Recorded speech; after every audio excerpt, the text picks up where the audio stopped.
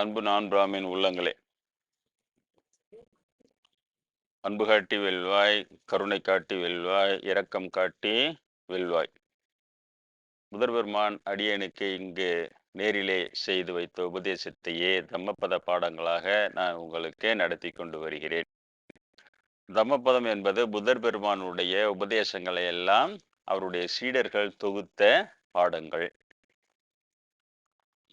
இம்மாதிரி ஒரு புத்தகமோ சாஸ்திரமோ இருந்தால் பின்னாளிலே பிராமணன் அந்த சமயத்திலே நுழைவான். எதிலுமே அவன் வெளியிலிருந்து தான் நுழைவான். நுழைந்து அதன் பிறகு மக்கள் எதை நம்புகிறார்களோ அந்த நம்பிக்கையின் மீது கை வைத்து அந்த புஸ்தகங்களையும் அந்த சாஸ்திரங்களையும் கெடுத்து வைத்து விடுவார். அப்படி கெடுக்கப்பட்ட பாடங்கள் மக்களை தர்ம வழியில் நடத்தி செல்லாமல் அவை அவர்களை அதர்ம வழியிலே நடத்தி செல்லும். இதனால் அந்த சமயம் நாளடைவிலே அவர் புத்தராகவே இருந்தாலும் சரி, புத்த சமயம் அழிந்து விட்டது பார்த்தீர்களா? அவர் மகாவீரராகவே இருந்தாலும் சரி, சமண மதம் அழிந்து விட்டது பார்த்தீர்களா? பெரிய டேவிட் மோசே கடலை பிரித்தே வழிவிட்ட கடவுளாக இருந்தாலும் சரி, யூத சமயம் அழிந்து விட்டது பார்த்தீர்களா? அப்போ இவைகளெல்லாம் அழிவதற்கான காரணம் வேறு வேறு காரணங்களைத்தான் மக்களிடம் அவ்வளவு திறமையானவன் தன் மீது பழி வராமல் வேறு பழியை போட்டுவிட்டு இவன் தப்பித்து விடுகிறான். எனது அதிர்ஷ்டம் அந்த கிறிஸ்தவ சமயத்திலே நான் இருந்தேன்.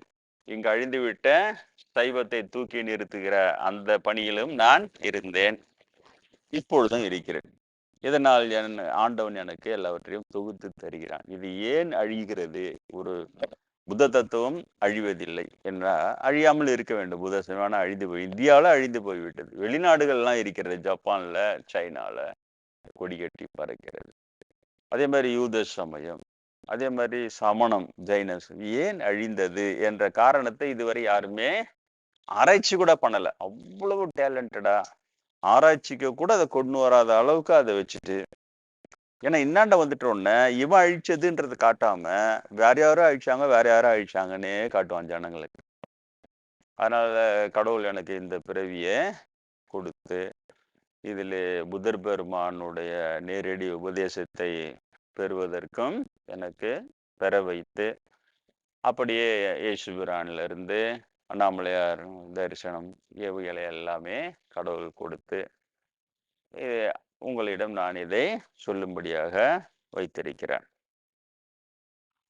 அம்மாதிரி எனக்கு கடவுள் இந்த பிறவியிலே இவைகளை எல்லாம் தந்ததனால் எனக்கு புரிய வருகிறது என்ன நடந்திருக்கிறது என்று. இப்போ நான் என்ன செய்திருக்க வேண்டும்? உங்களுக்கு நியாயமாக எல்லோரும் புத்தருடைய பாடத்தை பின்பற்றி நிர்வாண பேற்றை அடைவது எப்படின்னு சொல்லி கொடுத்துருக்கணும் இல்லையா?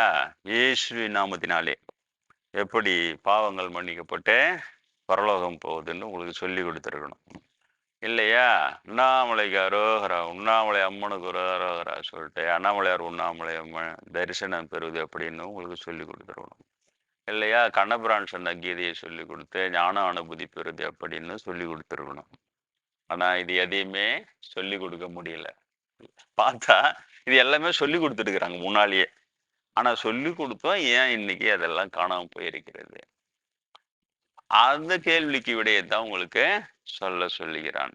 அதற்காகத்தான் எனது பணி என்பது பொறுமையாக பிரம்மேந்திரிட அனுப்பி, பிராமணராக இருந்தோம், பிரம்மேந்திர அனுப்பி எனக்கு பயிற்சி எல்லாம் கொடுத்து, அவர் எவ்வளவு கிரேட்னா பிராமண ஜாதியில பிறந்த உண்மை பேசினவர். அது பெரிய விஷயம். பிராமண ஜாதியில பிறந்துட்டு உண்மை பேசுறதுன்னு கிட்டத்தட்ட முடியாது. ஆனா உண்மை போல்டா உண்மை பேசுறவர், அது ஒண்ணு. அடுத்தது அவருக்கு என்னுடைய எதிர்காலம் தெரியும். அதனால அவர் அப்பவே சொல்லுவார், உன்னுடைய எதிர்காலம் எனக்கு தெரியும். நான் அதனால காவியெல்லாம் போடல வகுப்புக்கு அட்டன் பண்ணும் போது, உன்னுடைய எதிர்காலம் எனக்கு தெரியும், அதனால நான் உன்னை உருவாக்குகிறேன்னு சொல்லிட்டு அவர் கொஞ்சம் கொஞ்சமா சொல்லி கொடுக்கும்போது அவருக்கு தெரிந்திருக்குது, பிராமணாகிட்ட தொண்ட பிராமணாலேயே எதிர்க்கிறான். அப்படி ஒரு வாதம் முன்வை, பிராமணன் நம்மளை முட்டாளாக்குறதே வாதம் முன்வைத்து முட்டாளாக்குவான். அப்ப அதுக்கு பிரம்மேந்திர வச்ச பேரு விளக்க முட்டாள்கள்னு பேர் வச்சார். பாப்பாவும் விளக்க கேட்டு கேட்டு முட்டாளா வருது, அவங்களுக்கு விளக்க முட்டாள்கள், நீ விளக்க முட்டாள் ஆயிடாத சொல்லி வளர்த்தாரு. அடுத்தது என்ன சொல்லி வளர்த்தாருன்னா, நான் குரு பக்தி. ஒரு பிராமணன் நான் எதையுமே சொல்ல மாட்டேன். அதனால நான் பிராமணனா இருக்க தொட்டு, நீ பிராமணர்கள் செய்ற அட்டுழியத்தை கண்டுக்காம இருக்கணும்ன்ற அவசியம் இல்ல. சொல்லி அதுலேருந்து என்னை ரிலீஸ் பண்ணி விட்டாரு. பெரிய விஷயம்.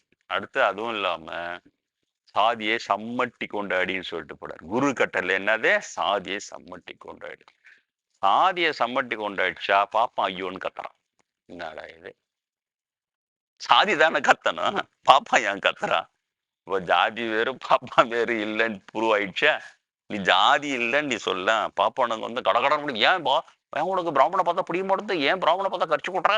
எல்லாரும் யாரையும் தப்பு சொல்லப்படாது. எல்லாரும் நேசிக்க கத்துக்கோ. அப்படியே புது அட்வைஸை கொடுத்தே ஒன்று ஆஃப் பண்றதுல எக்ஸ்பர்ட்டுங்க பார்ப்போம். அதுவும் பாப்பாத்தீங்களா கேட்கவே வேணாம். என்னதான் இருந்தாலும் புறத்தையார குத்தம் சொல்லப்படாது. என்னதான் இருந்தாலும் புறத்தையார குத்தம் சொல்லப்படும் அப்படின்னு சொல்லும். சரி, புறத்தியாருன்னா யாரு? நம்ம ஆள் கேட்க மாட்டான். புறத்தியாரா நீதான். அப்ப நீ ஏன் புறத்தியார குத்தம் சொல்றவன்னு நீ ஏன் என்ன குத்தம் சொல்ற? உங்களுக்கு தெரியாதுல பிராமணர்களுடைய சாமர்த்தியவாதம் எப்படின்னு சொன்னா, இப்போ திருக்குறள் இருக்கிறது. திருக்குறள்ல நான் ஒண்ணு ஒரு திருக்குறள்ல ஒரு எதிலார் குற்றம் போல் தம் குற்றம் காண்கீர் பின் தீதுண்டோ மண்ணும் உயிர்க்கு. இந்த உயிர்கள் மனிதர்கள் மற்றவங்க கிட்ட இருக்கிற குறையெல்லாம் பார்ப்பான். நல்லா நல்லா கரெக்டா கண்டுபிடிச்சிட்டோம். இவன் வந்து லொட்டு, இவன் வந்து லுஸ்கு, இவன் புஸ்கு, இவன் பொய், அதெல்லாம் தெரியும் தெளிவா. ஆனா அவர் சொல்றாரு எல்லாம் தெரியும், ஆனா தன் குற்றம் மட்டும் தெரியாது. அப்ப தன் குற்றத்தை எப்படி பார்க்கணும்னு சொன்னா, ஏதிலார் குற்றம், மற்றவங்களுடைய குற்றத்தை நீ எவ்வளவு உன்னிப்பா பார்த்து குறை சொல்ற. என்னதான் இருந்தாலும் அப்படி செயல் சரி கிடையாது. என்னதான் அப்படி மாதிரி ஏதிலார் குற்றம் பார்ப்பதை போல உன் குற்றத்தை பார்க்க கத்துக்கோ. புரியுதா? ஏதிலார் குற்றம் போல் தன் குற்றம் காண்கில், அதை நீ காண்பாயாகில் பின் தீது உண்டோ மண்ணும் முயல். இந்த உலகத்துல தீமையே இருக்காது. ஏன் அவன் தன் குற்றத்தை சரி செய்து கொள்றதுக்கு முயற்சி செய்வான். இப்ப இது ஒரு குறள் இருக்குன்னு வச்சுக்க. இப்ப இந்த திருக்குறளை நம்ம சொல்லி கொடுத்துக்கிறோம்னா, நான் பிராமின் சமூகத்துக்கு சொல்லி கொடுத்த உடனே இப்ப இதுல இருக்கிற உண்மை தெளிவா புரியுது இல்லையா? நான் ஒரு பெரிய இது வருது, இது ஒரு மந்திரமாக்கும், இது வந்தா நீ அவங்களுக்கு தான் புரியும், இவங்களுக்கு தான் புரியும், எதுவுமே கிடையாது. தெளிவாக புரிகிற விஷயம். அப்ப அடுத்தது நீங்க என்ன செய்வீங்க? என்னை வகுப்பு கேட்டு கூட வீட்டுக்கு போனீங்கன்னா கூட, சரி நம்ம கிட்ட என்னென்ன குற்றம் இருக்கிறது, செல்ஃப் பர்ஃபெக்ஷன், செல்ஃப் ரியலைசேஷன், அதுகிட்ட போனீங்கன்னா காந்தியடிகள் நல்லா அதை பற்றிலாம் எழுதிட்டு ரொம்ப நல்லா இருக்கும். சமீபத்தில் வாழ்ந்தவரில் காந்தியடிகளை பற்றி நம்ம சுய சோதனை, அவருடைய அந்த சுயசரிதைக்கு பேரே சத்திய சோதனைன்னு வச்சார். அவர் அந்த சத்தியத்தை தாங்கிட்ட சோதனை பண்ணிக்கிறாரு. அதெல்லாம் படிச்சோம்னா, நான் படித்தேன், எனக்கு உபயோகப்பட்டது, வேற ஒன்றும் இல்லை. அப்போ வந்து நம்மை சரிப்படுத்திக் கொள்வதிலே குறியா இருப்போம். ஏன் எதிலாக இருக்கட்டும், நம்ம குற்றத்தை முதல்ல களைஞ்சிக்கினா அதுதான் நன்மை அப்படின்ட்டு. ஆனா இதே ஒரு பிராமணருக்கு சொல்லி கொடுத்தோன்னு வச்சுங்களேன், நான் சொல்லி கொடுக்க மாட்டேன். உன்னை கவலையப்படாதீங்க. ஏன்னா என்னுடைய ஸ்டார்டிங் பாயிண்ட் அன்பு நான் பிராமின் உள்ளங்களே. புரியுதா? ஆனால் எனது தீர்மானமான எண்ணம், பிராமணனை திருந்துவான் அப்படிங்கிற நம்பிக்கையோ, அவங்களை திருத்தலாம் என்கின்ற எண்ணமோ கீறல் கூட கிடையாது சார். எனக்கு அவன் தெளிவா எனக்கு புரிய வச்சுட்டாங்க அவங்க. அதனால நான் அந்த வேலையை செய்யறதே இல்லை. யாராவது தப்பா நினைச்சுக்க போறான் அப்படின்றதான் நான் அன்பு நான் பிராமின் உள்ளங்களையான்னு ஆரம்பிச்சேன். நான் பிராமின் வரைக்கும் சொல்றேன். சொல்லும் போது அந்த பிராமணனுடைய இயல்பையும் சேர்த்து சொல்ல வேண்டியதா இருக்கு. ஏன்னா அவன் ஏமாத்துருவான் டக்குன்னு. அப்ப அந்த பிராமணர்கள் கிட்ட நீ வந்து இதை குரல்ல சொன்னு வச்சுக்க, ஏதிலார் குற்றம் போய் தம் குற்றம் காண்பிருப்பேன் இது உண்டோ மண்ணும் உயிருக்கு. எங்கேருந்து வர தாஸ் அதான் சொல்ல வரும். அவன் பிரத்யேக குத்தம் சொல்லிட்டு இருக்கான். ஒரு பிரத்யேக குத்தம் சொல்லக்கூடாதுன்னு சொல்லு. இன்னும் ஒரு சாமியா இருந்தாலும் பிரத்யேக குத்தம் சொல்லக்கூடாது. புரியுதா? அந்த திருக்குறளை நமக்கு சொல்லி கொடுக்கும் பொழுது நாமெல்லாம் என்ன பண்றோம்? நம்ம அன்பர்கள் நம்ம அதை உள்வாங்கி சிந்திச்சு நம்மை சரிப்படுத்திக் கொள்வதற்கு அதை பயன்படுத்துவோம். ஆனா பிராமண கும்பலுக்கு நான் ஏன் சொல்லி கொடுக்கறது இல்லை? சொல்லி கொடுக்குறனோ சொல்லி கொடுக்கலையோ அவங்க கேட்கறதுக்கு தயாரா இல்லை, நானும் அவங்களுக்கு சொல்லி கொடுக்கறதுக்கு தயாரா இல்லை. ஏன்னா அவங்களுடைய இயல்பு என்னன்னா, இதை அடுத்தவங்களுக்கே அப்ளை பண்றது தான் அவங்களுடைய இயல்பு. சொல்லும் போது சொல்லி முடியுது காட்டியும் கட கட கடன்னு ஒன்று புறத்தாரத்தை சொல்ல, இன்னொரு சாமியார் இருந்தாலும் புறத்தாரத்தை சொல்லப்படாது அப்படின்னு. அந்த புறத்தியார் யாருன்னா இவங்க தான். இவங்க என்ன அட்வையம் பண்ணாலும் நீ அதை சொல்லக்கூடாது. சரி, நீ அதை அப்படியே ஓரமா வச்சுக்கோ. இந்த திருக்குறளை நீ உனக்கு அப்ளை பண்ணி உன்னுடைய குற்றங்களை கண்டுபிடிச்சு அதை நீ சரி செஞ்சுக்கின கேட்டீங்கன்னா, ஆமா நான் என்ன மாதிரி சரி பண்ணினேன், இந்த குற்றங்கள்லாம் கண்டுபிடிச்சேன், இந்த மாதிரிலாம் சரி பண்ணினேன். அந்த ஆன்சர் ஒரே வராது. நீ கேட்கறதுக்குள்ளேயே ஒரு செகண்ட்ல கண்டுபிடிச்சிடும் அது. நீ இதை தான் கேட்க வர்றன்ட்டு முதல்ல நீ உன சரிப்படுத்திக்க, ஒன்னால நீ அப்புறம் கேட்கலாம். நீ கேட்கறதே கூட மாட்டான். நிறைய நான் பார்த்துட்டேன். அதனாலதான் நான் அன்பு அன்பிராமின் உள்ளங்களேன்னு ஆரம்பிக்கிறேன். உங்களுக்கும் இதை எடுத்துன்னு போய், ஆனால் யூடியூப்ல அதை போட முடியும், ரெஸ்ட்ரிக்டடா ஒன்லி ஃபார் நான் பிராமின்ஸ் அப்படிலாம் போட முடியாது. அதெல்லாம் அவங்களுக்கே தெரியணும். தெரியுதா? அதை பார்க்குறான். அது கொஞ்சம் பேர் தான் அதில் காட்டுறான். 200 பேர் தான் பார்க்குறான். அது ஒன்றும் முதல்லலாம் என்னோட வீடியோ 48,000 பேர் 72,000 பேர் பார்த்த வீடியோஸ்லாம் இருக்குது. அப்புறம் அந்த கூகுள் கம்பெனி கை மாறினோடனே தெரிஞ்சு வச்சு, ஏன்னா அது முழுக்க பிராமணனுடைய இதை அதை வாங்கினோடனே அதில் பார்க்குற கேம் தான் சொல்லி தெரிஞ்சு வச்சு இப்போ அப்படியே சுருக்கிக்கினே அவனுக்கு தெரியும் எப்படி கிரேஜுவலாக சுரு உனக்கு உனக்கு நோவாமல் உன்னை சாவடியுது அப்படின்றத பாப்பானுக்கு தெரியும். புசுக்குன்னு சாவடிச்சா பழிச்சு தெரிஞ்சிட்டு நோவாமல் அழுத்துறது, அப்படியே தெரியாமல் அழுத்துறது, ஒரு சட்ட ரீதியாகவே அழுத்துறது, ரூல்ஸ் அண்ட் ரெகுலேஷன் பிரகாரம் அழுத்துறதுன்னு அது தனி அவனுக்கு ஸ்கில். இதை நான் சின்ன வயசுலேருந்தே பார்த்துருக்கேன் இல்லையா? சின்ன வயசுலேருந்தே பார்த்தது விட்டு நீங்கள் என்ன முடிஞ்சா பாருங்க. இதில் யூடியூப்ல ஆர்ட் ஆஃப் பிராமின் விக்டரின்னு ஒரு விழியம் போட்டிருக்கிறேன். இப்போ 20 வருஷத்துக்கு முன்னால நான் சொன்ன விழியம் அதில் பாருங்க. அதில் சின்ன வயசுலேருந்தே எனக்கு பிராமணர்கள் பண்ண அந்த தீமை எல்லாம் இருக்கு. அதுக்கப்புறம் எப்படி இப்பவும் அதை பண்ணிட்டு தான் இருப்பான் இல்லையா? ஏன்னா அவன் இயல்பு. அப்போ நான் என்னுடைய அனுபவத்துல இருந்தா நான் உங்ககிட்ட பேச முடியும். ஒரு பக்கம் பிராமண குரு கிட்டே தேடுறேன் இல்லையா? என்னுடைய நடுநிலைத்தன்மை, அவர் உயர்வானவர்னு தொட்டு அவரை பாராட்டுறேன். அவரு பிராமணரை தொட்டு மற்ற பிராமணர்கள்லாம் குற்றம் சொல்லக்கூடாதுன்ற மாதிரி என் தந்தையார்கிட்ட ஆர்கியூ பண்றான் அப்போ சின்ன வயசுல. ஆனா அவர் தான் என்ன திருத்தி அப்படிலாம் இல்லை, நடுநிலைத்தன்மை தான் சரியானதுன்னு அப்புறம் அதனுடைய காரணம் நிறைய சொல்ல சொல்ல அதிர்ச்சியா இருந்த அவர் தான் சொல்லி கொடுத்தாரு. அனைவருக்கும் பொது என்ற கடவுளை ஒரு சிலருக்கே என்று ஆக்கிவிட்டனர். பிரம்மேந்திர ஸ்டேட்மெண்ட். அனைவருக்கும் பொது கடவுளே, ஆனா அது மெதுவா என்ன சொல்லிட்டான், ஒரு சிலருக்கேன்ற ஆக்கி. ஒரு சிலர் யாருன்னு தெரியுதா? அவரே பிராமணர், அதோட நிறைய இடத்துல பச்சையா பிராமணன் சொல்ல மாட்டார், சொல்ல முடியாது. ஒரு சிலருக்கேன்னு ஆக்கி விட்டனர் சொல்றாரு. அப்புறம் வர்ணாசிரம தர்மம், ஆன்மீக ஆர்வமுள்ள நான் பிராமின் மக்களை, சாதகர்களை திசை திருப்பி உன் ஜாதி கடமையை செய் போ என்று திசை திருப்பி அவருடைய ஆர்வத்தை முளையிலேயே கிள்ளி எறிந்து விடுகிறது. அப்ப இதனால உருவாகி இருக்க வேண்டிய பல 100 நான் பிராமின் விவேகானந்தர் நான் பிராமின் பல 100 விவேகானந்தர் உருவாகாமலே போயிட்டாங்க. மிகப்பெரிய நஷ்டத்தை சந்திக்குது. ஒரு விவேகானந்தரை வச்சே நீ கொடிக்கட்டி பறகுற. பல 100 விவேகானந்தர், அப்பனா ஆயிரக்கணக்கான விவேகானந்தர் எது சாகிச்சுதுன்னா இந்த வர்ணாசிரம தர்மம். அவன் கொஞ்சம் வருவான், கொஞ்சம் வந்த உடனே அதெல்லாம் நான் அவாவா ஜாதி கடமை அவாவா செய்யணும்னு பெரியவா சொல்லிட்டா, அதெல்லாம் நீ விட்டுட்டா, அதை பிரம்மஞானம் பிராமணனுக்கு குறையாதான கீதைகளை நாங்கள் சொருவனை போய் இருக்குது, அதனால் அதை ஏற்றுண்ட நீ உன் கடமையை போய் நீ என்ன நட்சத்திரியாவா போய் சண்டை போட, வைசியாவா போய் வியாபாரம் பண்ண, நட்சத்திரவா போய் பெருக்கி கொண்டு காக்கோசெல்லாம் கிளீன் பண்ணி எண்டாரு, அவ்வளோதான்டுவான். அப்போ உருவாகி இருக்க வேண்டிய எத்தனையோ நந்தனார்கள் உருவாகி இருக்கலாம். எத்தனையோ நீ திருநீலகண்ட யாழ்ப்பாண நாயன்மார்கள், அவங்கள தீண்டாமை குலத்துல பிறந்தவங்க. எத்தனையோ வாயிலார் நாயனார் சூத்திர குலத்து பிறந்த சற்பாத்திரம்னு பாடுறார் சீக்கிர நாயனார் உருவாகிக்கலாம். வாயிலார் நாயனார். எத்தனையோ திருமழிசை ஆழ்வார்கள் உருவாகி இருக்கலாம். திருமழிசை ஆழ்வாரும் தீண்டாமை குலத்துல பிறந்த மிகப்பெரிய சித்தர். எத்தனையோ திருப்பான் ஆழ்வார்களை உருவாக்கி இருக்கலாம். எத்தனையோ திருக்கட்சி நம்பிகள் காஞ்சிபுரத்துல அவர் தான் ராமானுஜரை உருவாக்குற, அவர் தான் தீண்டாமை குலத்துல பிறந்து எவ்வளவு பேர் உருவாகி இருக்கலாம். ஆனா இப்ப மெதுமெதுவா பிராமணர்கள் ஆட்டையை போட்டு அவங்க விளக்கத்தை கேட்க ஆரம்பிச்ச உடனே இந்த மாதிரி அனைவருக்கும் பொது கடவுள், அந்த கடவுளை ஜபதப தியானம் இவ்வளவுதான், வேற ஒண்ணுமே கிடையாது. ஜபதப தியானம் எல்லாரும் செய்யலாம், செய்து இறைவனை அடையலான்றத மெதுவா ஆஃப் பண்றது.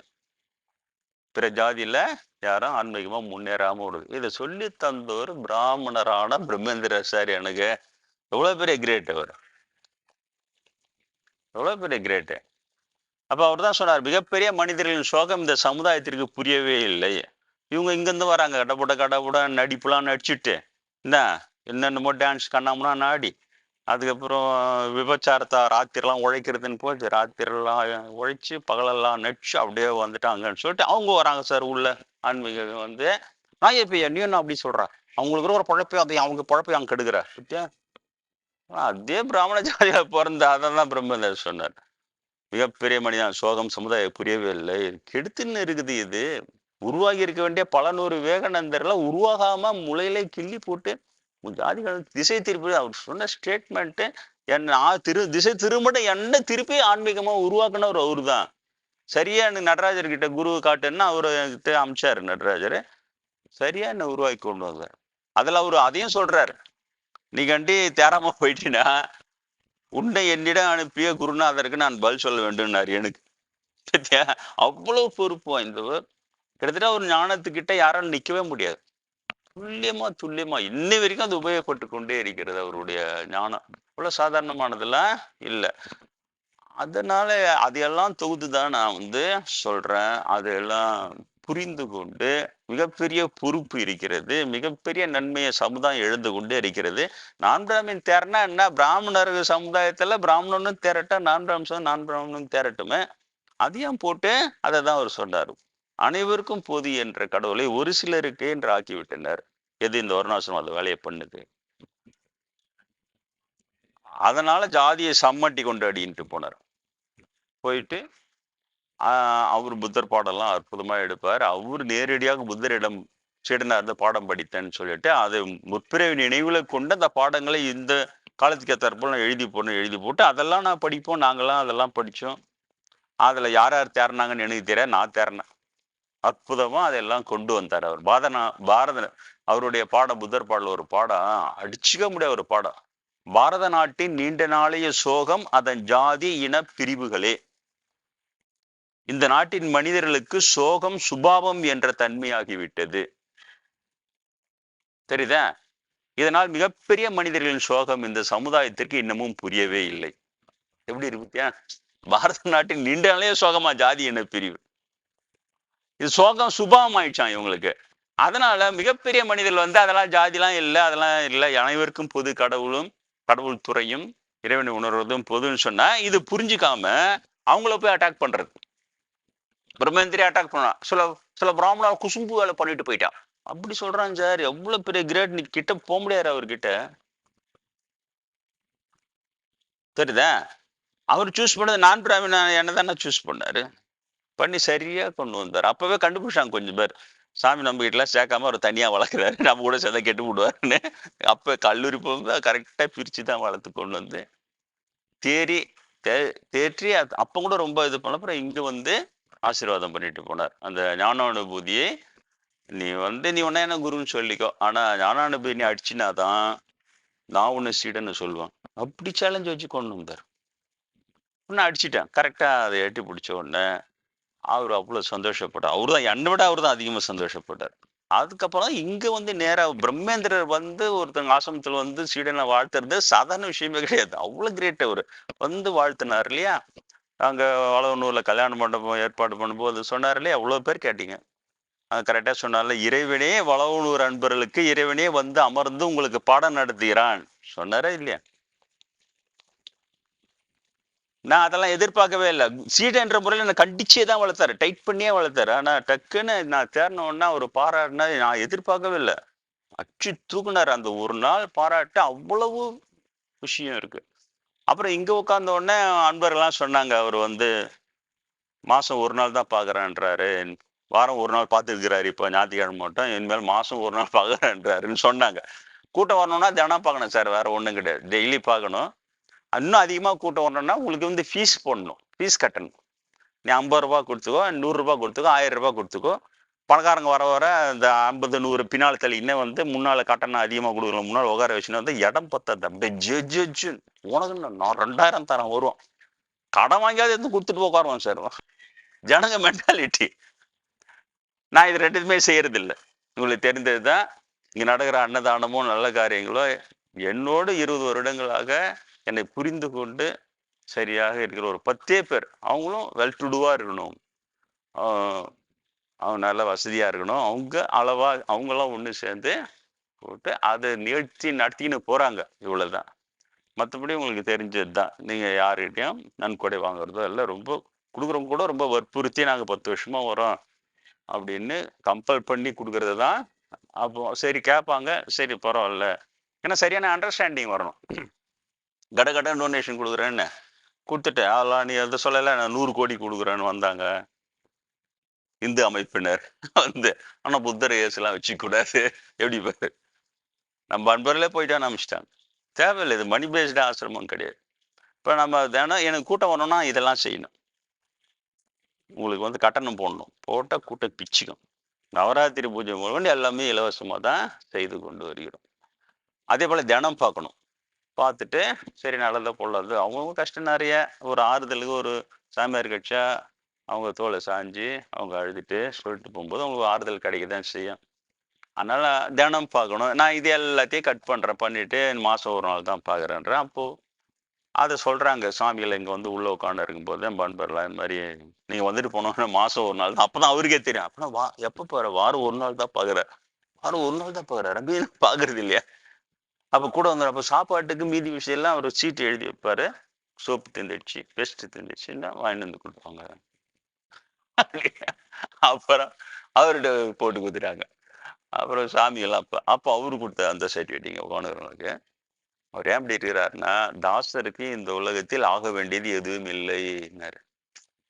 பாரு சார், கும்ப கூட்டி எனக்கு ஆக வேண்டியது என்னாரு, குருநாத சர்டிஃபிகேட் தானே அது. தாசருக்கு இந்த உலகத்தில் ஆக வேண்டியது உங்களை கூப்பிட்டு உங்க கும்ப கூட்டி உங்களை அப்படியே பந்தா காட்டி அப்படியே போற 40,000 பேர் வராங்க. அப்படியே எனக்கே புரியல. அப்படி அதுல என்ன இருக்குதுன்னு எனக்கே தெரியல. அது வேற விதமான உலகியல், அவ்வளவுதான். அரசியல்வாதிகளுக்கு கும்பல் கூட்டி ஆஹான் கொடி தட்டினா ஓகே, ஓட்டு கிடைக்கும் அவங்களுக்கு, வரணும், கும்பல் தான் சேர்க்கணும் அவங்க. ஆனா ஆன்மீகவாதின்றது உண்மையான ஆன்மீகவாதி சொல்றேன். ஒருவேளை நிறைய கூட்டம் வந்தா ஒன்றும் தப்பே இல்லை, அதெல்லாம் நான் தப்பா சொல்ல. கூட்டம் வரவங்களாம் பார்க்க மாட்டேன் அப்படிலாம் சொல்ல. எனக்கு இன்ட்ரெஸ்ட் இல்லை. அட வாரம் வாரம் வாரீங்க என்னப்பா கண்டோம், மாசம் ஒரு நாள் வாங்க போதும்னு. அப்புறம் அவரு தியானம் நீங்க பார்க்கணும், தாசரப்ப தான் சொல்லுவாரு, நீங்க கண்டே தொல்லை பண்ணாம விட்டா அவர் உட்காந்து தியானத்துல உட்காந்து கிளம்பி போயிடுவாருன்னாரு குரு. நானும் ஆகணும் ஆச்சரியம் பாரு, இது வரைக்கும் நேரா பாராட்டினதே இல்லை அவரு. சொல்லுவார் பாராட்டினா, குரு பாராட்டினா சீடன் கெட்டு போயிடுவான் சொல்லுவார். அதனால நேரம் எல்லாம் பாராட்டினதே இல்லை. ஆனா இன்னைக்குதான் நேரா பாராட்டினாரு. அப்புறம் மாலை அங்க மண்டபத்துல இன்னும் இதையெல்லாம் சொல்லி பாராட்டு. அது மாதிரி இப்படி வருகிறது ஆன்மீகம். ஆன்மீகன்றது சும்மா எடுத்தன் கவுத்தன் பேசுறது, நாயை பெய்யன்னு திட்டுறது, பொம்பளைங்களை விட்டு என்னென்னமோ பண்றானுங்க பாப்பானுங்க. இது எப்படி ஆன்மீகமா வளரும் எனக்கு ஒண்ணுமே புரியல, இல்லையா. இயேசுவின் நாமத்தினாலும் கிருஷ்ணானிட்டி பரவுது. யாரும் ஒண்ணு கவர்ச்சண்டிகை முன் வச்சு அவங்களெல்லாம் வச்சு இது பண்ணாதான் பரவும். இதான் பாப்பர ஐடியா. பாப்பர ஐடியா மோசமான ஐடியா. அதுல இந்தி திணிப்பும் பாப்பர ஐடியா தான். அது ரொம்ப மோசமான ஐடியா. அவனோட ஐடியாவை கேட்ட அத்தனை ராஜா ஒழிஞ்சானா இல்லையா. எல்லாம் பாப்பர் ஐடியா கேட்டாங்க. இவன் பெருமைக்கு சொல்லிக்கிறான் அந்த மந்திர ஆலோசனைகள்ட்டு ஒருவங்க சிந்தாங்க. அப்புறம் அவுரங்கசீப்பாவையில நவ பாஷானமா, நான் எனக்கு நவ பாஷானு வருது. எதனாவ 9 பேர் பாப்பானுங்க இருந்து ஆலோசனை சொன்னாங்கன்னு இப்படியே இருக்கும். பெருமைக்கு தான் வச்சிருப்பான். நான் எனக்கு தெரிஞ்சு இன்னைக்கு மதியம் கூட நான் தனிமையில சிரிச்சுன்னு இருந்தேன். பாப்பாம் புழுவை நம்பி கெட்டு போன முட்டாளுங்க இந்த ராஜாங்க. என்னாலும்ல சரி திடீர்னு சிரிப்பு தனிமையில இருக்கும்போது. பாப்பா அவ்வளவு சாமர்த்தியம் புழு, நான் அதை போய் நம்புறத. பாப்பா வரதுக்கு முன்னாள் வரைக்கும் எல்லாம் வீரம் செறிந்த மன்னர்களா இருந்தாங்க. ஒருத்தவனதான் ஆட்சினா கூட அந்த போர் தந்திரத்திலிருந்து அந்த இதுல இருந்து நல்ல அந்த செயல்பாடுகள் சரியாக அறிவுபூர்வமாக இருந்த மன்னர்கள் தான். அப்போ நீ பாப்பா நோஞ்சதுக்கு அப்புறம் பாத்தீங்கன்னா யாருமே பெரிய பிரபலமான ராஜாங்களா இருக்க முடியாதுன்னா இவன் வந்து என்ன சொல்லுவான், ஒரு யோகம் பண்ணி நிற்க ராஜான்னுவான். அத்தோட அவன் ஒழிஞ்சான பையன். அவன் உடனே இந்த ராஜசூய யாகம் நம்மளை காப்பாற்ற போகுது. அப்புறம் இன்னொரு பிராமணன் வருவான், உடகுறான். அவன் ஒன்றும் சரியான பிராமணனே இல்லை. உடனே நாங்களாம் சரியான பிராமணன், நீங்க என்ன சொல்லுங்க. அதனால மிருத்யுஞ்சய யாகமோ ஏதோ எதிரிகளை அழிக்கிறதாம அப்படியே உட்காந்து ஆகும். மிருத்யுஞ்சய எதிரிகள் அழிஞ்சு போய் இந்த ராஜாவுக்கு மூளை படபலத்தை வளர்க்கணும். நவீன தொழில்நுட்பங்காண்ட துப்பாக்கி எடுத்துன்னு வந்தானே வெள்ளைக்காரன், முன்னாலேயே ஒற்றர்கள் போயிட்டு அவன் துப்பாக்கின்னு ஒரு ஒரு ஆயுதம் வச்சுக்கிறான். தூரந்தே சுட்டுருவான். நீ கத்தி சண்டை போடணும், இல்லை கத்தி சண்டை போடணும். அது ஓ நீ நாடி பெரியவளா குழா சண்டை போட்டுக்கிறாங்கல்ல, முடிய போச்சு. அது வந்து கத்தி சண்டை போடுறது. இப்ப ராஜா வந்து கத்தி சண்டை போடணும். கத்தி சண்டை கிட்ட கிட்ட தான் நீ பண்ண முடியும். அடுத்தது அதுக்குனுடைய அடுத்த டெவலப்மெண்ட் வந்து வில்லம்பு, தூரகிறவங்களே அடிக்கிற இது. அப்ப அவன் வந்து துப்பாக்கி கண்டுபிடிச்சான் ஒரு செம்ம டிஷ் வந்து டுஷ்குன்னு சுட்டலாம். அவனுக்கு எதுவுமே ஆகாது. நீ கத்தி வந்து கிட்ட போறதுக்குள்ள நீ கத்தி செத்துற வேண்டியதுதான். அப்ப அந்த தொழில்நுட்பம் ஏன் இவங்க வச்சு இல்லை? ஏன்னா அதுக்கு முந்தின வரைக்கும் ஒற்றர்கள் அமைச்சு சரியான தகவல் பெற்று அவன் வந்து ஒரு பீரங்கி தயாரிக்கிறான்னா நம்மளும் அது சரியா நம்மளும் தயாரிச்சுக்கணும். சரிதான். அவன் ஒரு நாட்டை செழிப்பா வச்சுக்கிறான்னு சொன்னா அணை கட்டி தண்ணீரை தேக்கி விவசாயம் செழிக்கிறான். கல்லெண்ணெய் கட்டினா கரிகாலம் எவ்வளவு பெரிய அறிவாளி அவன் இல்லையா? இன்னை வரைக்கும் அடிச்சுக்க முடியாம நிக்குது. அந்த மாதிரி இருந்த அரசுக்குள்ள இவங்க பேச்சு கேட்டு எதிரியை ஒழிக்கிறதுக்கு யாக மந்திரம்,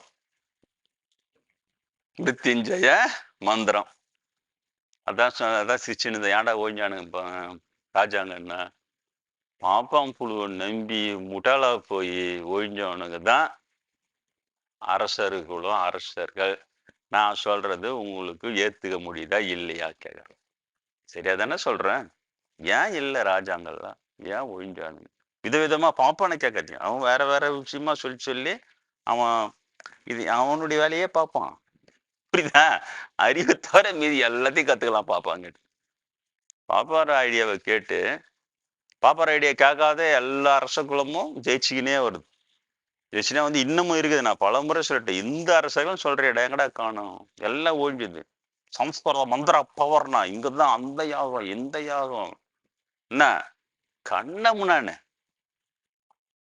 ஆனா இங்கதான் ராஜாங்கள்லாம் ஒழிஞ்சாங்க. இதெல்லாம் எதுவுமே இல்லாம இங்கிலாந்து அரசர் குடும்பம், கிறிஸ்துவ நாடுகள் செழிப்பா இருக்குது. கிறிஸ்துவ மன்னர்கள் இருக்கிறாங்க. இன்னமும் முஸ்லீம் மன்னர்கள் இருக்கிறாங்க. முஸ்லீம் மன்னர்கள் செழிப்பு. ஏன் அங்க பாப்பார மந்திரம் கிடையாது? அப்ப நம்ம கடவுள் எல்லாம் பொய்யானா இல்ல.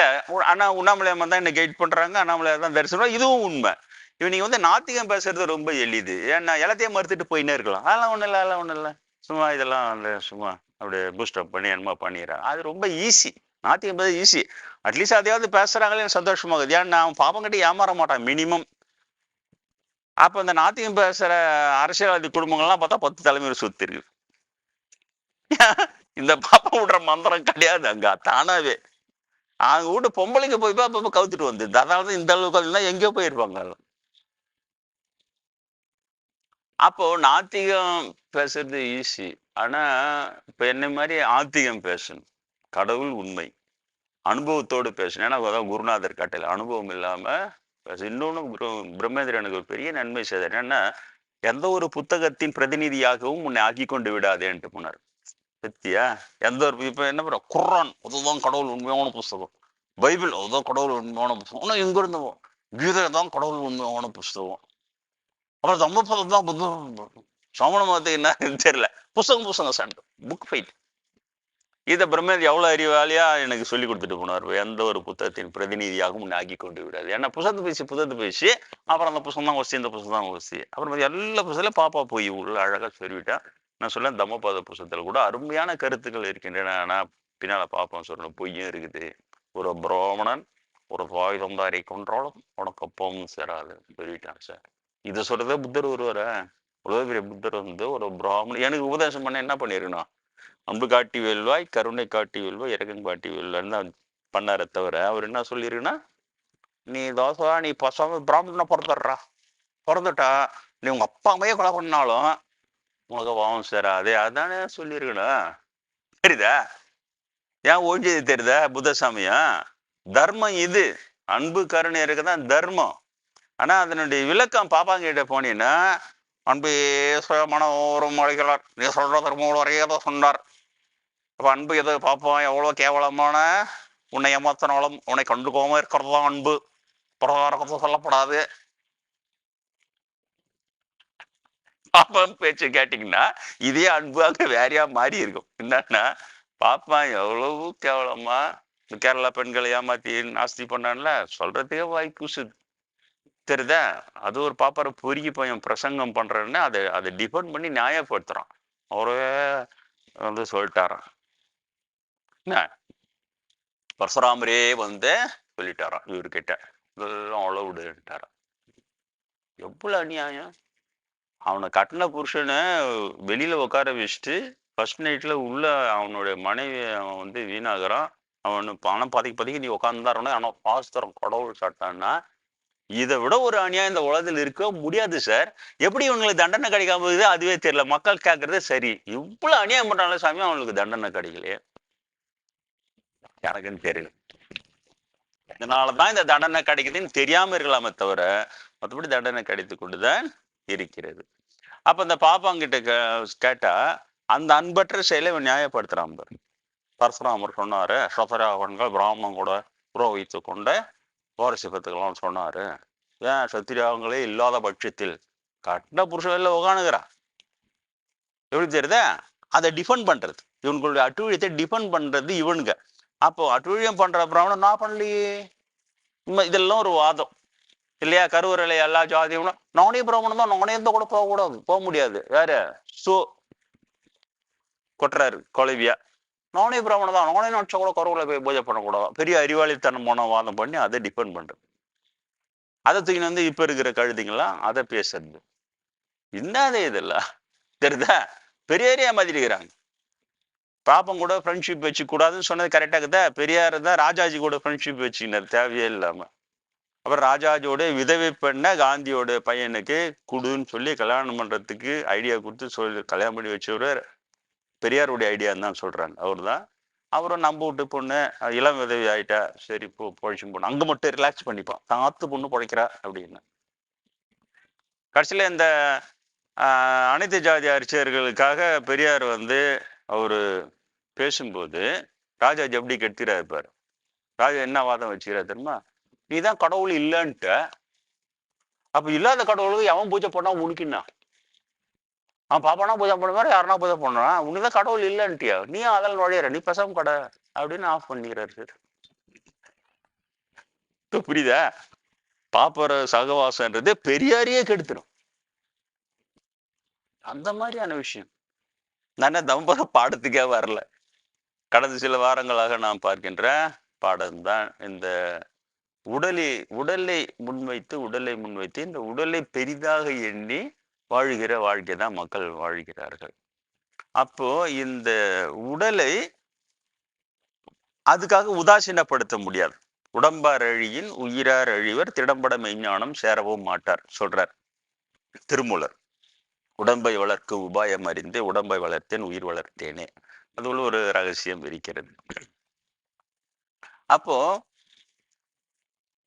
அந்த அந்த உடம்பை வந்து உதாசீனப்படுத்தவும் கூடாது, ஆனா அந்த உடம்பை பெரிதாகவும் எண்ணக்கூடாது.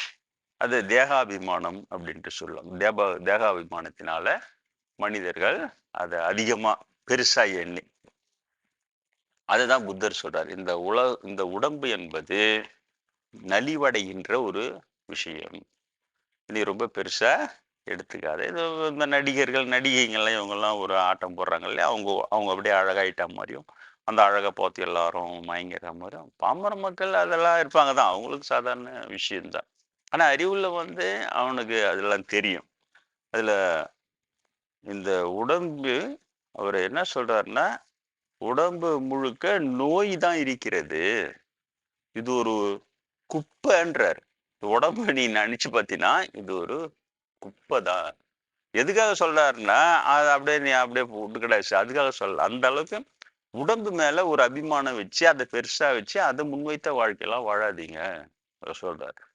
அப்போ அந்த உடம்புனுடைய அந்த தேக அபிமானத்தை முன்வைத்த உலக வாழ்க்கை தான் இது உலக வாழ்க்கை. இந்த உலக வாழ்க்கையில எல்லா சௌகரியமே கிடைக்கிறது, நிறைய காசு பணம் கிடைக்குது, அப்புறம் வந்து ஆண் பெண் இன்பங்கள் நிறைய கிடைக்குது, ஆட்டம் பாட்டம் கொண்டாட்டம், அப்புறம் குழந்தை குட்டி அவங்களெல்லாம் நல்லா வளர்த்து அப்படியே வாழ்ந்தா கூட இது ஒன்றும் அவ்வளோ பெருசாக சொல்லிக்கிற மாதிரி இல்லை. அது அவர் சும்மாவே சொல்லலை, அவர் இளவரசனா இருந்து அதை துறந்து வந்து சொல்றாரு. இதில் வந்து அவர் அப்போ அதில் ஒன்றுமே அப்படி இல்லைன்னா அப்போ என்னதான் பண்றது? நான் எங்கள் ஆயாவை கேட்டேன் கிராமத்தில். அப்போ அண்ணன் ஒரு கிராமம், எங்கள் ஆயா 90 வயசு மேலே வாழ்ந்தாங்க அந்த கிராமத்து. அப்ப நான் கல்யாணம் எல்லாம் பண்ணிக்க மாட்டேன் அப்படி இப்படின்னு பேசின்னு இருந்தாங்களா. அப்போ எங்க தாத்தா சாமியாரா இருந்தாங்க. அப்போ உங்க தாத்தா என்ன உனக்கு உபதேசம் குடுத்துட்டு போட்டாரா? சும்மா சாமியார் மாரி பேசினுக்கிற அப்படிலாம் சொல்லுவாரு. சரி, நீ சொல்லு. நான் கேட்கிறேன். நீ சொல்லு ஆயா, இத மாரி நீ இவ்வளோ வாழ்ந்த நீ இவ்வளோ வாழ்க்கை வாழ்ந்துட்ட. இவ்வளோ வயசும் வாழ்ந்துட்ட. அது வாழ்க்கையில நீ இன்னாத்த தான் கண்டன்னு எனக்கு சொல்லு. அப்ப நானும் அத வாழ்ந்து அத நான் அடையறேன். நின்ன தான் கண்டேன். கொஞ்ச நேரம் யோசிச்சு, "அ என்ன கிடக்குது? இதுல என்ன கிடக்குது? என்ன கிடக்குது இதுல? நீ ஏதாவது ஒண்ணு அச்சீவ் பண்ணி, இந்த வாழ்க்கையில இப்படி இதுடா. இப்ப நீ வந்து வாழ்ந்து ஆகணும்டா" அப்படின்னு நீ சொல்லு. இப்ப நான் ஏத்தினா உன் பேரன் நானு. உன்னோட அனுபவத்துல இருந்து நான் பாடம் கத்துக்கணும். அதனால நீ சொல்லு ஆயான்னு கேட்டேன். என்ன இருக்கு? நீ என்னத்த கண்ட? வாழ்ந்தேன். நான் என்னத்த கண்டேன்? ஒண்ணும் இல்ல ராஜா. கடைசியில ஒண்ணு வேற. சரி, அப்புறம் ஏன் என்ன போய் அத வாழ்க்கை வாழ சொல்ல? ஆனா, அவ்வளோ அறிவுபூர்வமான ஒரு கேள்வி அந்த எங்க ஆயா கேட்டது. அப்புறம் என்னதான் பண்ண சொல்ற? இந்த வாழ்க்கைய வாழ்ந்து தானே ஆவணும். செம்ம டாப்பான எவ்வளவு உண்மையில கேக்குது. அப்புறம் என்னதான் பண்ண சொல்ற? இத வாழ்ந்து தானே ஆவணும். ஒண்ணுமே இல்லன்னு இது வாழாம போயிட முடியுமா? வாழ்ந்து தானே ஆவணும். அட என்னடா செக் பாயிண்ட் வச்சது பாரு எங்க ஆயா. கரெக்ட்டா. பெரிய விஷயம் தான் அப்படின்னு சொல்லி. அதுபோல இது உலகியல்ல. இப்ப அவங்க கிட்டனா இதெல்லாம் சொல்ல முடியுமா? உடம்பு வாழ்க்கை தான் இது. உடம்புல அந்த 5 இந்திரியங்கள் மூலமா அனுபவிக்கிறதுன்றது ரொம்ப சிறிய இன்பம் தான். இதை தாண்டிய இன்பம் தான் பெரிய இன்பம். இதெல்லாம் வந்து சொல்ல முடியுமா? அந்த நேரத்துல எனக்கு அவ்வளோ நாலேட்ஜும் இல்ல. காலேஜ்ல படிச்சுன்னு இருக்கிறேன். அப்போ அவங்க கிட்ட பேசி கொடுக்கும்போது, வேணுனதெல்லாம் பேசும்போது, அப்போலாம் "என்ன நீ என்னமோ சாமியார் ஆயிட போறேன்னு பேசிக்கிறாங்க." அப்படி இப்படிலாம் சொல்லும்போது, அப்போ நடந்த கான்வர்சேஷன் தான். ஆனா அதுக்கப்புறம் இப்போ உங்களுக்கு அத நான் பொறுமையா புரிய வைக்கிறேன். 25 வருஷமா புரிய வைக்கிறேன். ஒருத்தருக்கு கூட புரியலன்னு நெனைக்கிறேன். ஏன்னா ஒருத்தர் கூட வரலையே துறவியா, சன்னியாசியா. இருந்தாலும் அடிக்கிற பாடத்த அடிக்கலாம், அடிக்கிற வேப்பாலய அடிச்சுன்னே இருக்கலாம்.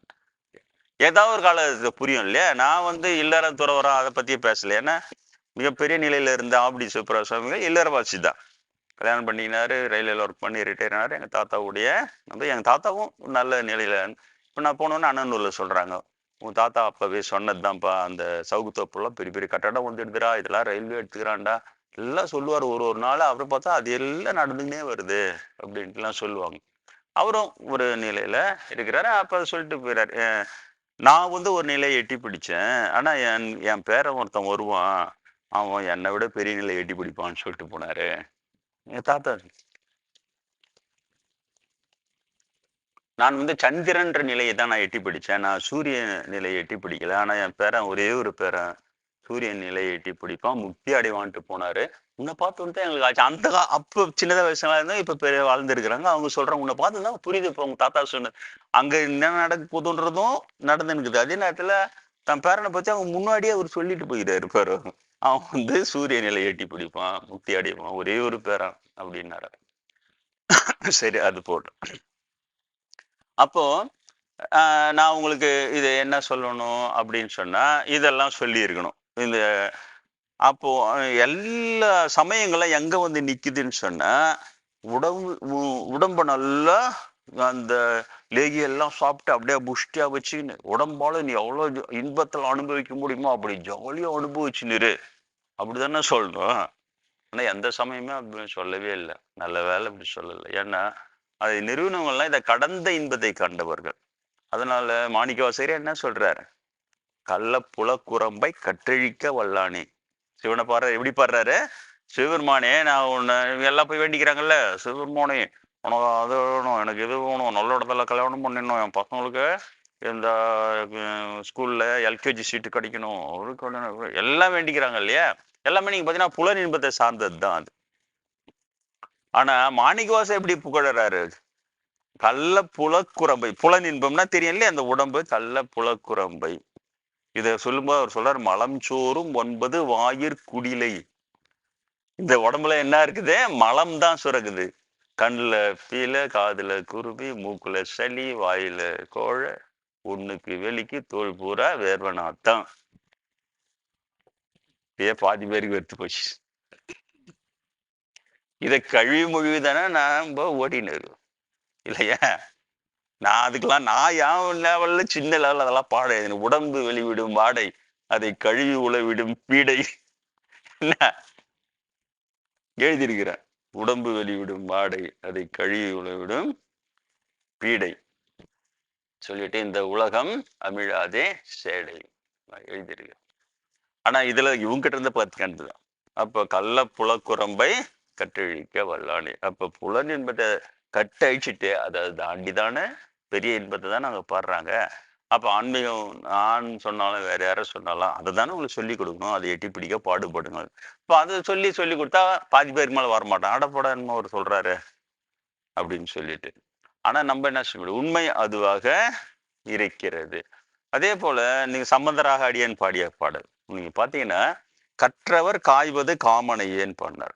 காமத்தை யாரு காய்கிறானோ அவன் தான் கற்றவன்னாரு. இது எங்க போறது? இது எங்க போகுது? என்ன சொல்லி கொடுக்கணும்? புரியுதா? கற்றவர் ஒற்றுமை சேர்வது மெய்யினையே உணர்வது உணர்வுள் மெய்யினையேன்னு பாடுறாரு இல்லையா? அதுல என்ன சொல்றாரு? கற்றவர் காய்வது காமனையே. அதான உண்மை. அப்ப அதுதான் நான் சொல்லி கொடுக்கணும். அப்ப அதை சொல்லி கொடுத்தா எங்க இந்த கூட்டம் வரும் இல்லையா? வேற என்னமோ சொல்றாரு. இதுல என்ன பண்ண, இங்க கேட்டுட்டு வீட்டுல போய் தத்துவம் பேசுவான். வாழ்க்கையில என்ன கிடையாது, அந்த சமயத்தை போகுது நான் அப்பயே சொன்னேன். சரிதா? இது வார்த்தை தத்துவம். அது வார்த்தை தத்துவம் பேசி அது இவனதான் போக தவிர முழுக்க நின்று ஜெயிக்கிறாள் ரொம்ப கம்மி. அதனால அதான் சொல்றது, வார்த்தை தத்துவம் பேசாதீங்கன்னு சொல்லுவோம். அதையும் வார்த்தை தத்துவம் பேசாதீங்க. ஆனா உள்ளக்கிற கான்செப்டா புரிஞ்சுங்க. என்ன சொல்ல வருகிறாரு? ஆன்மீகம் ஜெயிக்கிறியோ இல்லையோ அதெல்லாம் வேற விஷயம். ஆனா உள்ள என்ன கான்செப்ட், ஆன்மீகன்ற என்ன கான்செப்ட்னா, இந்த உடம்பு வழியாக அனுபவிக்கிற இன்பங்களுக்கு புலன் இன்பங்கள்னு பேரு.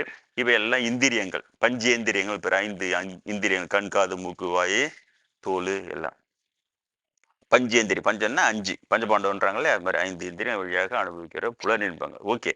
ஆனா இதுவே வாழ்க்கை இல்லை. இப்ப நீங்க என்ன பண்ணணும், ஆக்சுவலா இந்த வாழ்க்கைய வாழாதவன் தானே நான். 25 வருஷமா வரீங்க பாக்குறீங்க எல்லாம். நான் சீக்கிரட் தொடர்புலாம் ஒண்ணும் கிடையாது, எல்லாருக்குமே தெரியும். அப்ப இந்த வாழ்க்கைய வாழாது என்ன நீங்க எப்படி பாக்கணும்? அப்படியே கும்பலா உட்காந்து பாவம் சாமியாரு, ஐயோ பாவம், சரிதா? இப்படிதானே பாக்கணும். அப்படியா பாக்குறீங்க? நான் தான் உங்களை பூச்சி வாட்டினுக்கிறேன். இன்னத்த வாழறீங்க நீங்க. அந்த உலக வாழ்க்கைய கூட நீங்க ஏன் ஒழுங்கா வாழ தெரியாம அதுல இங்க புட்டுச்சு சாமி இங்க புஷ்கிச்சு சாமின்னு ஒரே கஷ்டம் நஷ்டமா. அது மாதிரிதான் நான் சொல்றேன். ஆனா நீ கான்செப்ட்னு வரும்போது நீங்கள் புரிந்து கொள்ள வேண்டிய விஷயம், ஆன்மீகம் என்பது புலன்களை வெல்லுகின்ற அந்த ஒரு கான்செப்ட் தான் எல்லாத்திலையுமே இருக்கும்.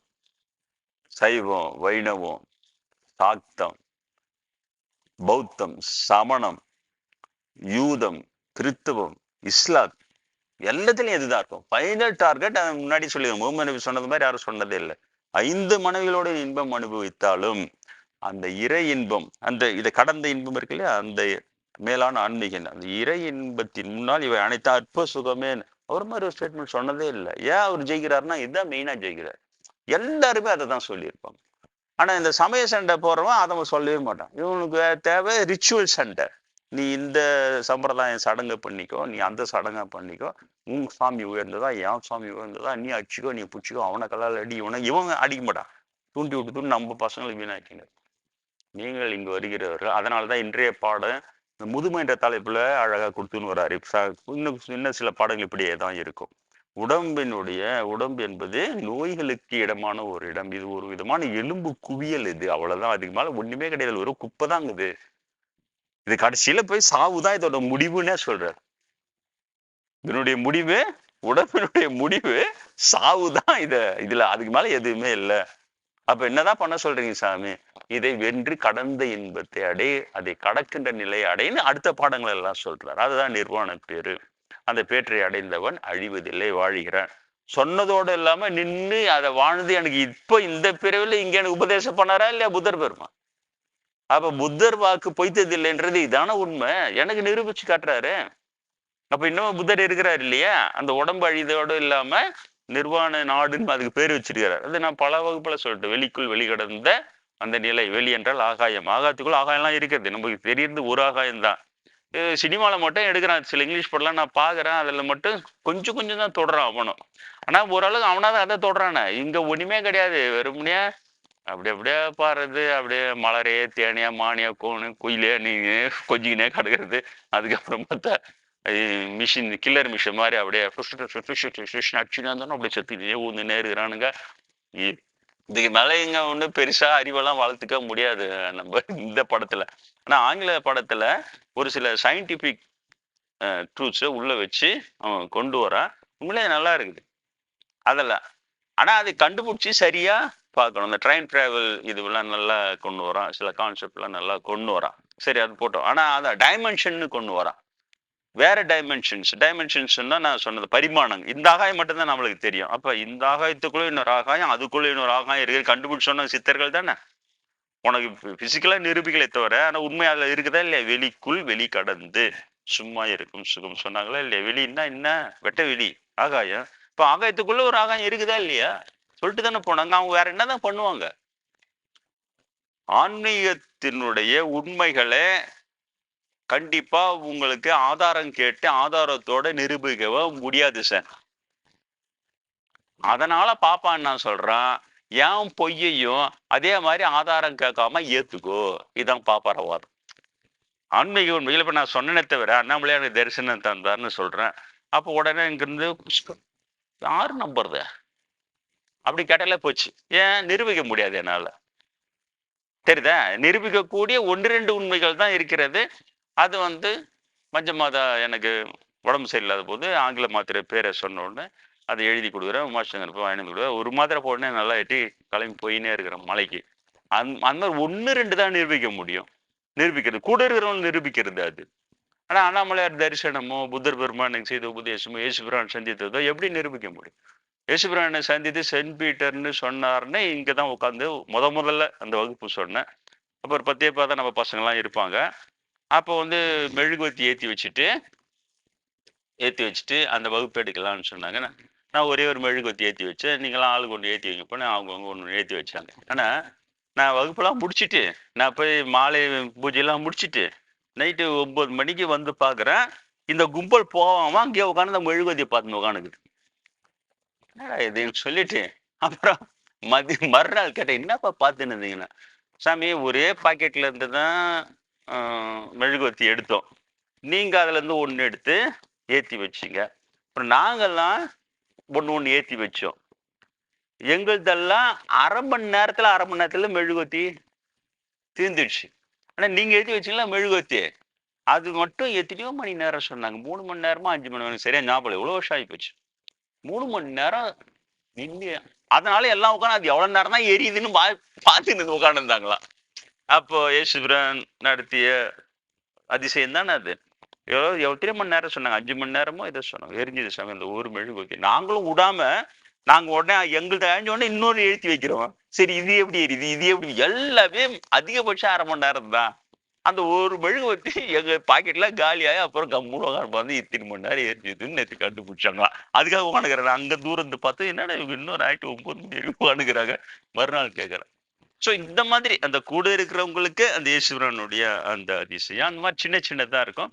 அதே மாதிரி மலையில துணி வருஷம் வந்தாங்களா கூட அவங்களுக்கு கூட ரொம்ப நிரூபணம்லாம் இப்பதான் ஒண்ணா காலையில 10 மணிக்கு கிளம்புவீங்கன்றாங்க மஞ்சமாத. நான் 7 மணிக்கெல்லாம் கிளம்பணுன்றேன். ஆனா 10 மணின்றாங்க. ரெடியா என்னன்னு தெரியல. அது மாதிரி கரெக்டா 10 மணி அந்த இது மூடுறோம். அவர் கரெக்டா சாமி 10 மணி 10 மணி எப்படி போச்சுன்னா இது இன்னமும் தெரியல. அது அதிசயம் மாதிரி இருக்குது. 2 மணி நேரம் 3 மணி நேரம் எக்ஸ்ட்ரா எப்படி போச்சுன்னே தெரியல. யூஸ்வலா ரொட்டீனா இருக்கிற அதே அரை மணி நேரம் வேலை தான் நாங்க பண்ணோம். ஸோ அந்த மாதிரி கொஞ்சம் பேர் தான் அதை கூடவே இருந்து பாக்குறவங்களும் இந்த மாதிரி சின்ன சின்ன நிரூபணங்கள் தான் இருக்க முடியுமே தவிர பெரிய பெரிய இப்ப அண்ணாமலை தரிசனம் தந்தான்றதை எப்படி நிரூபிக்க முடியும் என்னால? முடியாது. ஆனா அப்போ என் கூட மலையில சுத்தின்னு அந்த ரிட்டையர்டு சப் ரிஜிஸ்டர் அப்போ அவங்க ஒர்க் பண்ணின்னு இருந்தாரு. அவங்க கிட்ட தான் சொல்றேன். நீ சுற்றுவதனால லட்சக்கணக்கில் பௌர்ணமியான லட்சக்கணக்கில் சுற்றுவாங்கன்னு அண்ணாமலையார் சொன்னாரு. நான் இரவு சொல்றேன். அதுக்கப்புறம் மறந்துட்டேன் யார்கிட்ட சொன்னேன்றது. பல வருடம் கழிச்சா ரிட்டையர் ஆகி சொந்த ஊருக்கு போய் செட்டில் ஆயிட்டாரு. பல வருடம் கழித்து அவர் உடனே அந்த இதுல பேசும்போது பிறந்த நாள்ல பேசும்போது சாமிகள் எங்கள்கிட்ட சொன்னாரு. நாங்களும் அப்ப ரொம்ப பெருசா எடுத்துக்கல. ஆனா இப்ப போனா அந்த மலையில அதே பௌர்ணமிக்கு அடக்க முடியல, அப்படியே இச்சு நிச்சுன்னு போறவங்களுக்கு அவ்வளவு ஜனம் இருக்கு. எங்களுக்கு ஆச்சரியமா இருந்ததுன்னா அப்பதான் புரிஞ்சு. அப்ப அவங்களுக்கு நிரூபணம் ஆகுது. இவ்வளவுதான் முடியும் சார் ஆன்மீகத்துல. அப்ப ஆன்மீகத்துல இந்த நிரூபணம் கிடைத்து இதுக்கும் நீங்க நிரூபணம் கேட்க முடியாது. அதனால பாப்பா என்ன அடிக்கிறான்னா, அப்ப நான் விடுற பொய்யையும் நீ அப்படியே நம்பிடு, கேட்காத. இந்த இடம் தான் சிக்கல். இந்த இடம் தான் நாத்திகம் பேசுறவங்க ரொம்ப ஈஸி. ஏன்னா அவன் எல்லாத்தையும் மறுத்துட்டு போயிடுவான். என்னை போன்ற ஆத்திகமும் பேசி பாப்பார பொய்யையும் உடைக்கிறது ரொம்ப டஃப்பான விஷயம். ஏன்னா அதை உடச்சிக்கிட்டே போகும்போது எங்கன்னா ஒரு இடத்துல கொலை பண்ணிட்டோம். இதுக்கு மேலே இவனை சமாளிக்க முடியாது, ஒயிச்சாதான்ட்டு. அது மாதிரி செத்தவங்க தான் நாங்கள் எல்லாமே. இயேசு கூட செத்தவங்க தான். செயின்ட் பீட்டரா இருந்து பல பிறவிகள் சாகடிச்சு எல்லாம் கொண்டு வந்ததுதான். அது உறங்குவது போலும் சாக்காடு, அவ்வளவுதான். உறங்கி விழிப்பது போலும் பிறப்பு. இது எங்களுக்கு நிரூபணம் ஆயிடுவே. அது ஒரு மேட்ரு இல்லை. உண்மையை சொல்லி கொண்டு செல்ல வேண்டும். அது இன்றைய தினம் நான் கொஞ்சம் அதிகமாக நேரம் எடுத்துக்கினேன். இருந்தாலும் நீங்க இதை சிந்தியுங்கள். புதர் பெருமான் சொன்ன அந்த உடம்பு என்பது மிகவும் நலிவடைகின்ற ஒரு விஷயம். இது தேய்வடைகின்ற ஒரு விஷயம். இது உள்ள நோய்கள் தான் இருக்கிறது. இது வெறும் எலும்பு குவியல் தான். இதனுடைய முடிவு சாவுதான், அதுக்கு மேல இல்லை அப்படிங்கிறது பாடம். அப்ப அதை உணர்ந்து நீ எங்க போகணுன்றதான் மற்ற பாடங்களை சொல்றேன். உணர்ந்து நிர்வாண பேற்றை எட்டிப்பிடி. ஏன்னா நிர்வாண பேற்றை எட்டி பிடித்தவன் அழிவதிலே வாழ்கிறான்றது வேறொரு பாடத்துல தான் வருகிறது. அன்பு காட்டி வெல்லுங்கள், கருணை காட்டி வெல்லுங்கள், இரக்கம் காட்டி வெல்லுங்கள்.